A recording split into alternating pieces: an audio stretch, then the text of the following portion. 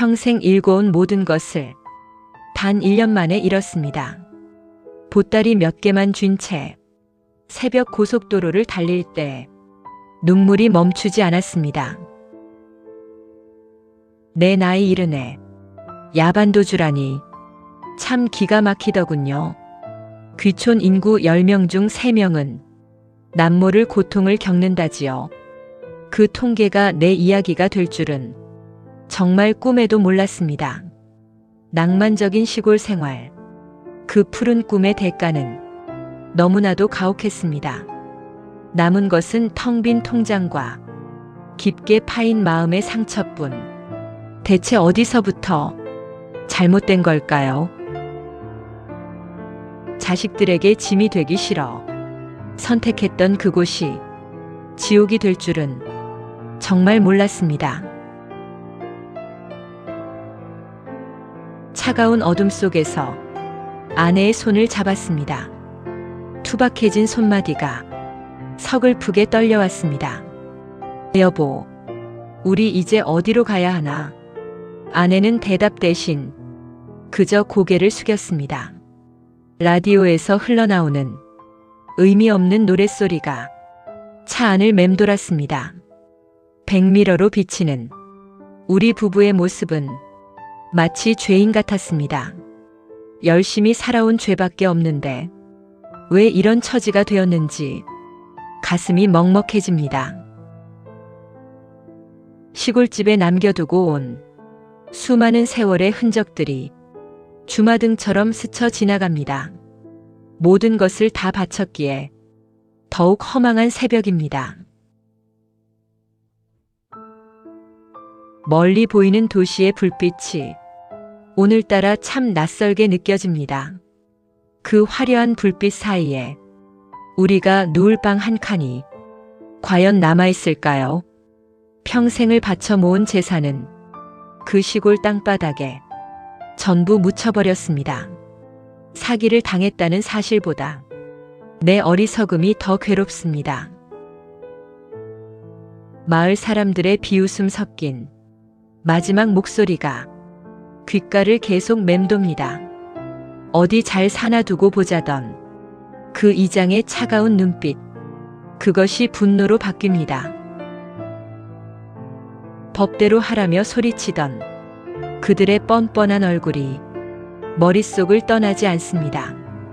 순진하게 믿었던 내가 바보였습니다.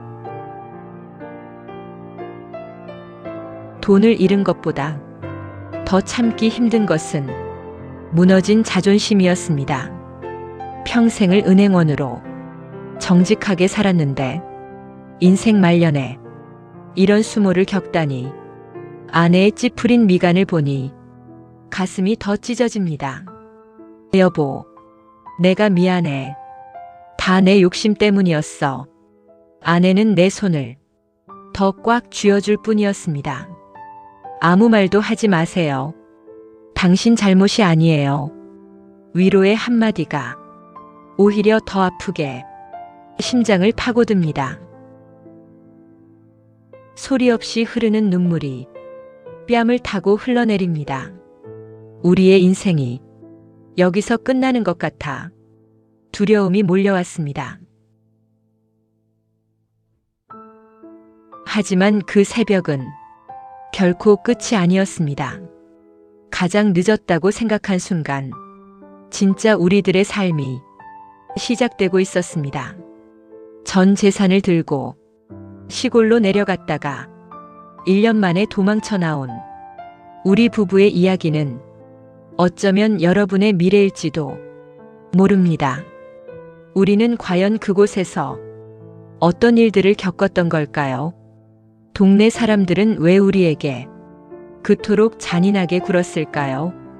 그 지옥 같았던 봄날의 기억을 이제 하나씩 꺼내어 보려 합니다.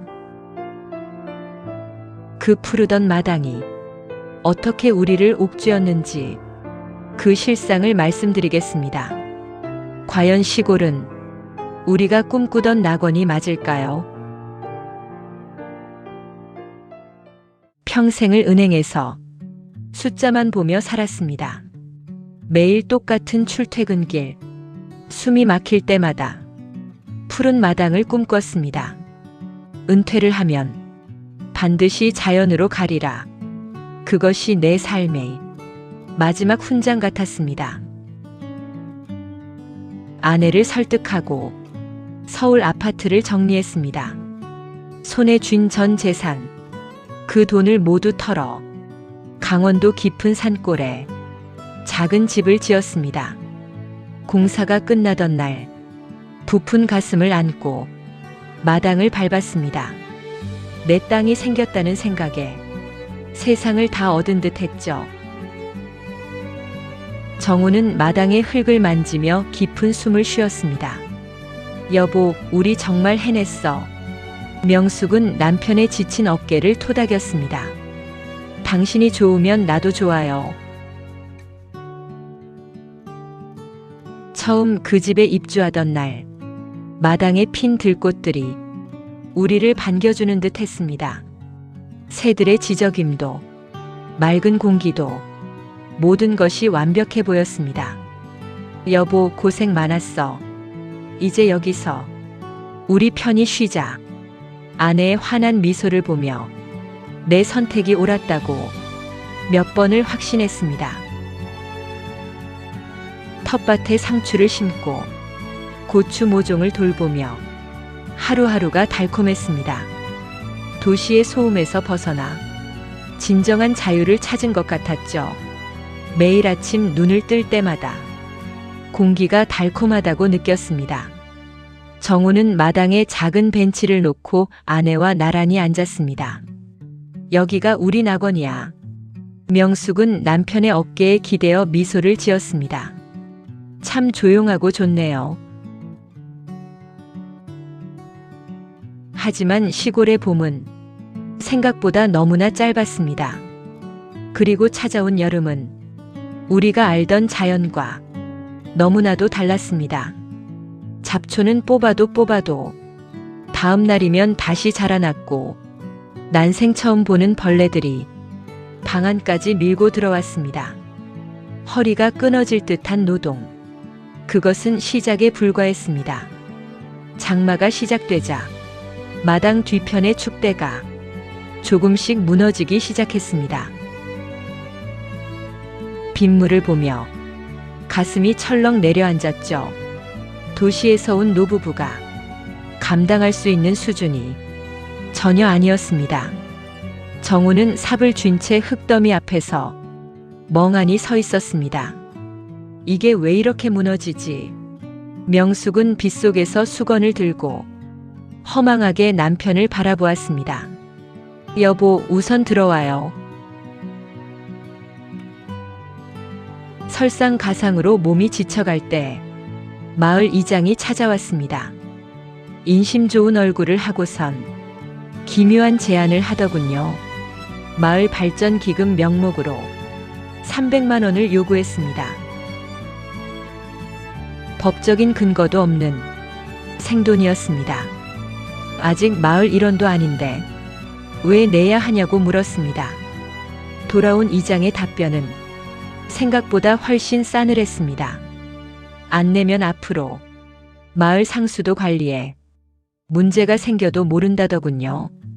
대놓고 협박을 하는 모습에 온몸에 소름이 돋았습니다.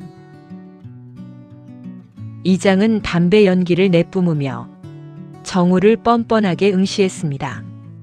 다들 내고 사는 법입니다. 정우는 주먹을 꽉 쥔 채 입술을 파르르 떨었습니다. 그게 말이 됩니까? 결국 좋은 게 좋은 거라며 눈 딱 감고 돈을 건넸습니다. 마을 사람들과 얼굴 붉히며 살고 싶지는 않았기 때문입니다. 하지만 돈을 받은 이장의 얼굴에 떠오른 기만적인 미소를 보았습니다. 그 미소를 본 순간 가슴속 깊은 곳에서 불길한 예감이 스쳤습니다. 이게 끝이 아닐 것 같다는 강한 확신이 들었죠. 돈을 주면 해결될 줄 알았던 시골의 인간관계는 우리의 생각보다 훨씬 더 복잡하고 험난했습니다. 그 300만 원은 더 큰 비극을 불러오는 시작점에 불과했습니다. 과연 우리 노부부에게 앞으로 어떤 더 큰 수모가 기다리고 있었을까요?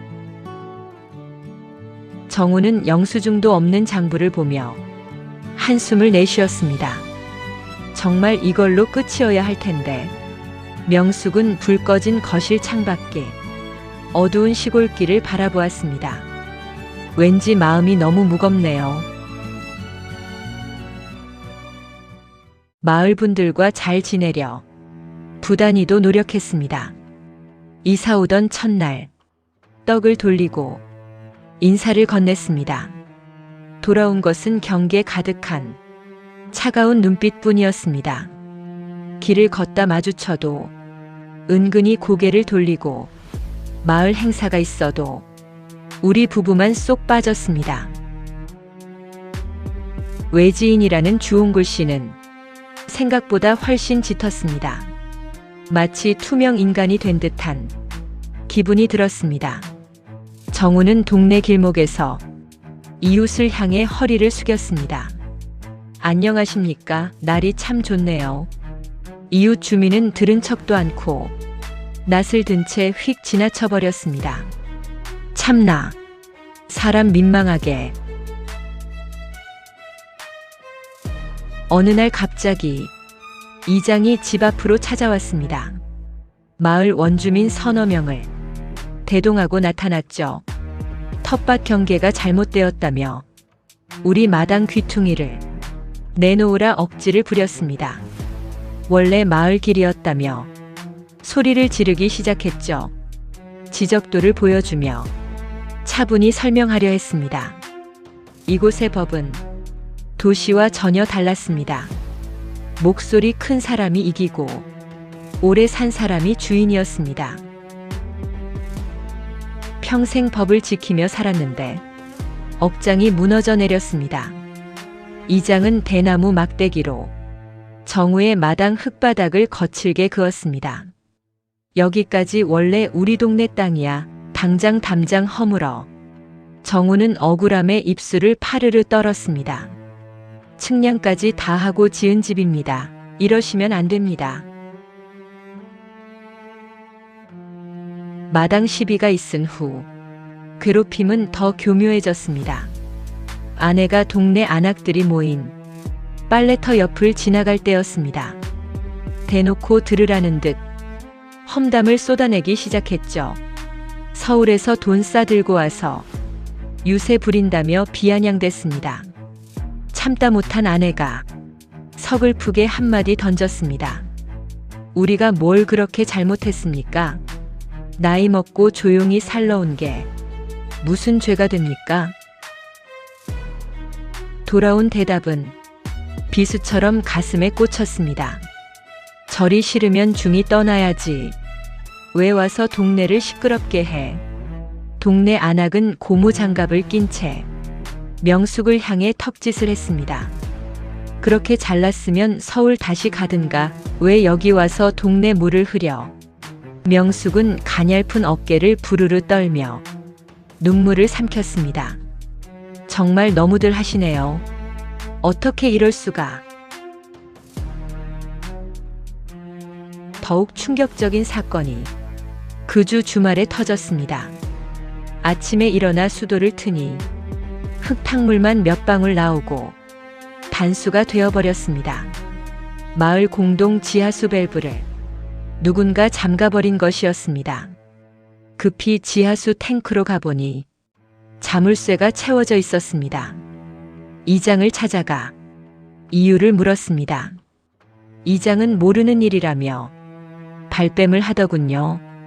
발전 기금을 안 낸 집까지 마을 물을 줄 수는 없다며 뒤에서 들리는 목소리가 내 귀를 의심케 했습니다. 돈을 300만 원이나 줬는데 대체 무슨 소리냐고 소리쳤죠. 이장은 모르는 일이라며 오히려 나를 쫓아냈습니다. 배후에 누가 있는지 너무나 명확했습니다. 정우는 이장의 집 마당에서 멱살을 잡고 싶을 만큼 화가 났습니다. 돈 받아가고 이제 와서 물을 끈다니 당신들이 사람이야. 이장은 정우의 손을 거칠게 뿌리치며 침을 뱉었습니다. 난 모르는 일이니까 당장 내 집에서 나가쇼. 경찰 부르기 전에. 갈등이 극에 달하자 이제는 안전마저 위협받았습니다. 사방이 컴컴한 시골의 밤, 지붕 위로 쿵 하는 소리가 주기적으로 들려왔습니다. 누군가 우리 집을 향해 돌멩이를 던지는 것이었습니다. 경찰에 신고를 해도 CCTV도 없는 산골이라 잡을 수가 없다고만 했습니다. 동네 사람들은 모두 모르는 일이라며 입을 닫았죠. 사방이 확 트인 시골에서 창살 없는 감옥에 갇힌 기분이었습니다. 매일 밤 아내는 작은 불빛도 켜지 못한 채 이불 속에서 덜덜 떨었습니다. 과연 우리는 이 공포스러운 시골집에서 무사히 살아남을 수 있었을까요? 정우는 어두운 거실에서 야구 방망이를 쥔 채 문을 응시했습니다. 도대체 왜 우리한테 이러는 건지 이유라도 알면 좋겠어. 명숙은 귀를 막은 채 거실 구석에 웅크려 앉아 흐느꼈습니다. 여보, 나 너무 무서워요. 여기 떠나요. 그렇게 버티던 겨울, 결국 재앙이 찾아왔습니다. 산골짜기 외딴 집에 기록적인 폭설이 내렸습니다. 설상가상으로 그날 밤 보일러마저 터져버렸습니다. 폭설로 길이 막혀 수리기사도 올 수 없었죠. 영하 15도의 무서운 추위가 집안을 덮쳤습니다.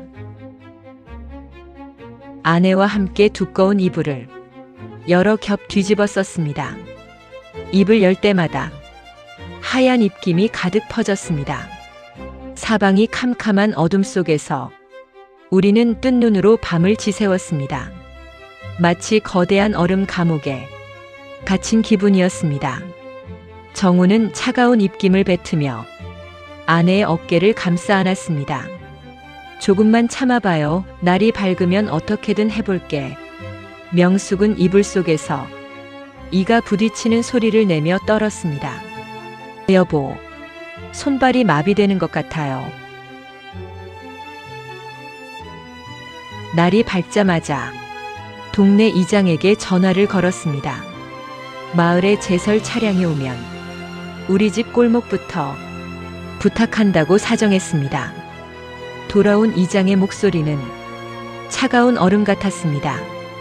마을 안쪽 길도 바쁜데 외딴 집까지 갈 여유가 전혀 없다고 하더군요. 돈을 300만 원이나 가져갔을 땐 온갖 약속을 다 하더니 이제는 철저히 우리를 버려두고 있었습니다.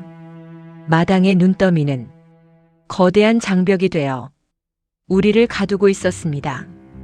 이웃 주민도 멀리서 그저 방관하고 있었습니다. 세상에 우리 둘만 남겨진 기분이었습니다. 정우는 끊어진 전화기를 쥔 채 마당의 눈더미를 바라보았습니다. 돈을 받아갈 때는 언제고 어떻게 사람이 이럴 수가 있나. 명숙은 힘없이 거실 바닥에 주저앉았습니다. 결국 처음부터 우리는 이 동네 사람이 아니었던 거예요. 방 한 구석을 살펴보던 아내가 날카로운 비명을 질렀습니다. 정성을 들여지었던 황토방 벽면에 커다란 균열이 생겨 있었습니다. 시골업자가 부실하게 공사를 해놓은 탓이었습니다. 얼어붙은 벽 틈새로 매서운 겨울바람이 사정없이 휘몰아쳤습니다. 내가 그토록 쫓아다니던 시골의 낭만이라는 것이 얼마나 허망한 신기루였는지 뼈저리게 깨달았습니다. 몸이 아파도 병원 하나 제대로 갈 수 없는 이곳은 노후의 낙원이 아니라 위험한 전쟁터였습니다. 더 이상 버티는 것은 미련한 짓이었습니다. 전 재산을 날리더라도 당장 떠나야 했습니다. 명숙은 균열이 간 황토벽을 손으로 짚으며 소리내어 울었습니다. 우리 집이 무너지고 있어요. 더 이상 여기 못 있겠어요. 정우는 갈라진 벽 틈새를 보며 주먹을 꽉 쥐었습니다. 여보, 짐 싸자. 당장 여기서 나가야겠어. 눈이 조금 녹자마자 이장의 집을 찾아갔습니다. 집을 헐값에라도 내놓을 테니 부동산에 소개해달라고 했습니다. 이장의 얼굴에 스치던 기묘한 미소를 보았습니다. 자신이 아는 사람에게 반값도 안 되는 가격에 넘기라고 제안하더군요. 처음부터 우리 재산을 노리고 조직적으로 괴롭혔다는 사실을 그제야 전부 깨달았습니다.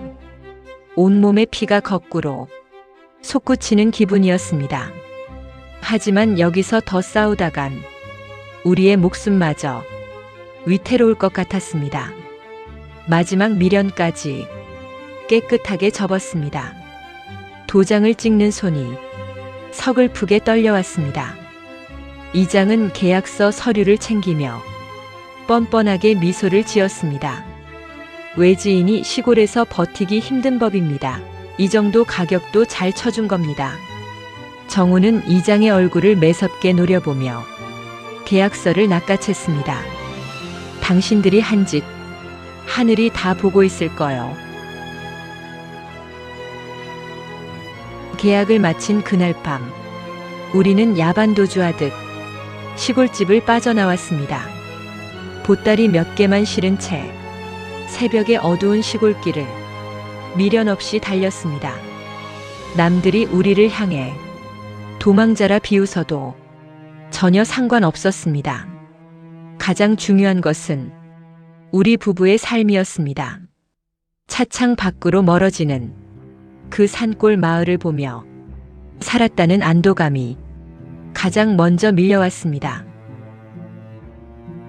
평생 모은 전 재산의 절반 이상을 날렸지만 우리는 더 소중한 진실을 두 손에 쥐었습니다. 과연 도시로 도망쳐 나온 우리 노부부에게 어떤 새로운 반전이 기다리고 있었을까요?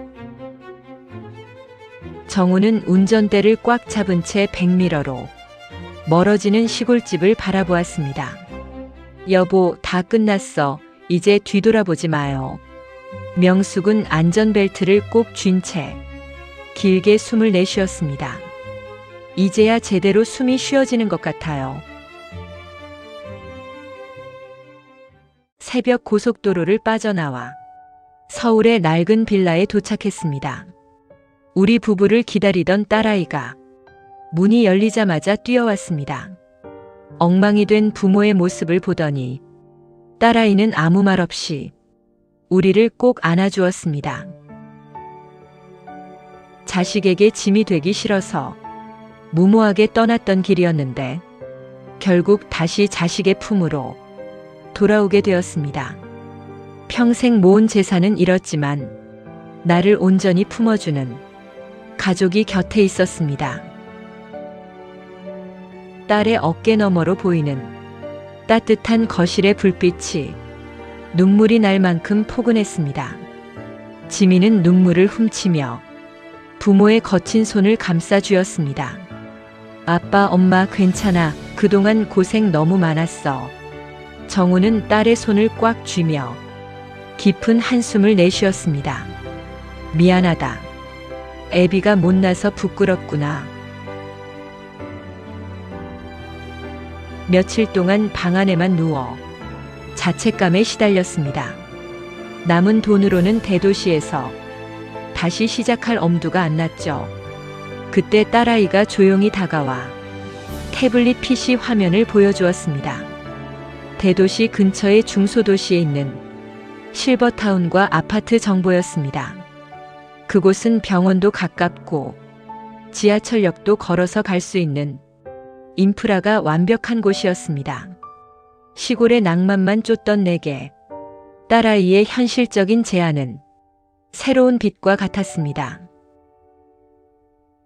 노년의 삶에 진짜 필요한 것은 드넓은 잔디밭이 아니라 안전한 의료시설과 편리한 생활 여건이었습니다. 지민은 화면을 가리키며 다정한 목소리로 설명했습니다. 여기 또래분들도 많고 프로그램도 잘 되어 있어서 외롭지 않으실 거예요. 명숙은 안경을 고쳤으며 화면을 유심히 들여다보았습니다. 가까운 곳에 큰 병원이 있는 게 참 마음에 드는구나. 딸의 도움으로 중소도시에 작은 아파트로 이사했습니다. 이곳으로 오고 나서야 우리 부부는 비로소 진짜 웃음을 찾았습니다. 텃세 부리는 사람도 없고 길을 걸으면 반갑게 인사하는 평범한 이웃들이 있었습니다. 아침이면 아내의 손을 잡고 정비된 천변 공원을 산책합니다. 오후에는 복지관에 나가 서예를 배우고 또래 노인들과 바둑을 둡니다. 멀리 가지 않아도 내 마음이 안전하고 편안한 이곳이 진짜 낙원이었습니다. 돈을 잃고 깨달은 가치는 무엇보다 바꿀 수 없이 귀했습니다. 정우는 복지관 창가에서 바둑돌을 쥐며 엷은 미소를 지었습니다. 여보, 오늘 오랜만에 마음 편히 푹 잔 것 같아. 명숙은 남편의 단정한 셔츠 깃을 정리해주며 고개를 끄덕였습니다. 당신 얼굴이 좋아지니 제 마음도 이제 살 것 같아요. 얼마 전 시골 마을이 소식을 건너들었습니다. 외지인들을 상대로 사기를 치며 마을 발전 기금을 가로채던 이장이 결국 덜미가 잡혔다고 하더군요. 횡령과 사기 혐의로 경찰 조사를 받게 되었고 마을은 큰 풍비박산이 났답니다. 그 소식을 들었을 때 통쾌함보다는 오히려 씁쓸한 마음이 먼저 들었습니다. 욕심이 눈을 가리면 결국 파멸로 간다는 진리를 다시금 확인했을 뿐입니다. 우리를 괴롭히던 사람들에 대한 미움과 원망의 마음을 이제는 완전히 내려놓기로 했습니다. 그 어두운 기억에 갇혀 살기엔 남은 노후의 시간이 너무나도 소중하기 때문입니다. 정우는 거실 창밖의 평화로운 풍경을 보며 찻잔을 내려놓았습니다. 결국 뿌린 대로 거두는 법이구만. 이제 다 잊어야겠어. 명숙은 남편의 잔에 따뜻한 차를 다시 채워주었습니다. 맞아요. 우리 행복하게 사는 게 그 사람들에게 복수하는 길이에요. 시청자 여러분, 은퇴 후 귀촌이라는 환상에 모든 것을 걸지 마세요. 자연이 주는 치유보다 내 몸이 안전하고 마음이 기쁜 곳이 최고의 노후 대책입니다. 실패하고 돌아왔다고 해서 절대 자책하지 마세요. 포기는 부끄러운 게 아니라 더 나은 삶을 향한 가장 용기 있는 선택입니다. 지금 혹시 외딴 곳에서 혼자 눈물 흘리며 버틴다면 과감하게 발길을 돌리세요. 여러분도 혹시 남모를 정착의 아픔을 겪으셨나요? 댓글로 여러분의 소중한 의견과 이야기를 들려주세요. 주변의 귀촌을 고민하는 분들께 이 영상을 공유해 주시면 큰 지혜가 될 것입니다. 구독과 좋아요는 외로운 노년의 삶을 밝히는 가장 큰 힘이 됩니다. 오늘도 함께 해주셔서 진심으로 감사합니다. 정우와 명숙은 카메라를 향해 다정하게 손을 잡고 환하게 웃어 보였습니다. 행복한 노후는 멀리 있지 않습니다. 두 사람은 서로를 바라보며 깊고 따스한 눈빛을 교환했습니다. 함께 곁에 있어 주어 고마워요.